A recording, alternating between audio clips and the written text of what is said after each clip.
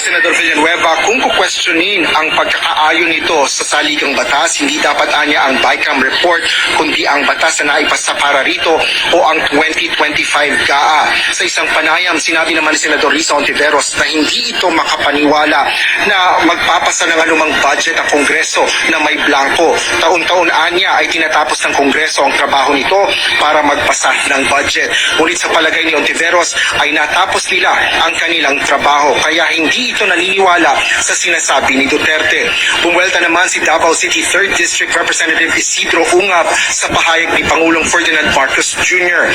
Ayon sa mambabatas, dahil sa kanilang tungkulin at pagsunod sa diwa ng transparency and accountability, kaya nila ibinunyag ang pinirmahang BICAM report na may mga blankong items. Ikinukubli rin aniya ni na PBBM at Executive Secretary Lucas Bersamin ang issue sa paggiit na walang mga blankong items sa General Appropriations Act at binansagang fake news ang kanilang revelasyon at nagsisinungaling si dating Pangulong Rodrigo Duterte.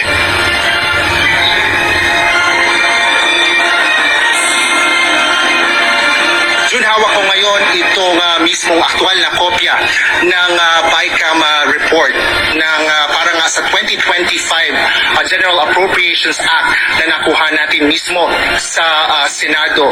Mula yan sa brief o sa Public Relations and Information Bureau ng Senado.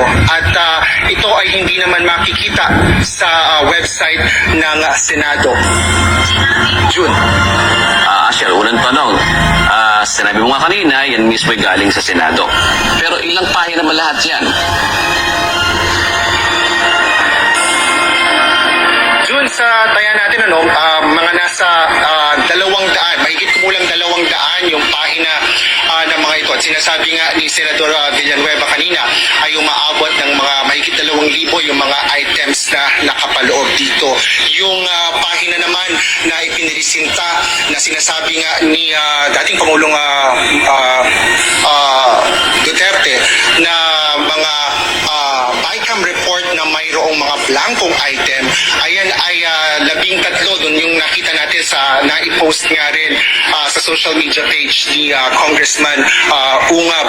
At natingnan natin din yung mismong 13 pahina na yon na mismong tinutukoy nga doon sa kanilang revelasyon. So ano natuklasan mo? Kinumpara mo ba? Magkapareho ba ngayon may blanco doon? Sa 13 pahina na yun na tinutukoy ni Congressman Ungab at ni dating Pangulong Rodrigo Duterte. Yung sa nakita natin doon sa mga dokumentong ipinisinta ni Congressman Ungab at doon sa dokumento nga na nakita natin na BICAM report mula sa Senado na andun yung mga blankong mga items o walang mga sulat. Ito yung mga yung panig nila Congressman Ungab ay hinighlight pa yung mga items na yan na mga blanco. At yun din yung mismong nakita natin, parehong mga dokumento na may mga blankong items na nakita tayo doon sa dokumento ng galing naman sa Senado. True. Yung sinasabi, Asher, ni Senator Sherwin Gatchalian at Senator Joel Villanueva kanina na hindi nila nakita, tinanong mo ba kung kailan yun? Hindi ba nila, nung lumabas itong balita na ito, hindi ba nila ni-review? Kung kasi may kopya naman dyan sa Senado, di ba? Kailan nila kailan nila nakita iyon? June, hindi nila kinumpirma yung detalye na yan. Bagaman nauna na rin sinasabi ng mga senador na pagdating nila doon sa pagpipirma nga ng BICAM report ay naibigay na lang sa kanila yung kopya. Itong araw din na yon ay pumirma sila. Kaya bagaman sinasabi nga nila, sinasabi ni Senador Sherwin Gatchalian na ito ay kanila namang na-review ng kanilang mga team at gayon din si Senador Villanueva. Yun nga, kanila nga sinasabi nga na ni-review nila ito at wala nga silang nakita na mga ganoong blankong items, Jude. Sa ba, Asher, may pirma ba yan yung nakuha mo ng mga senador?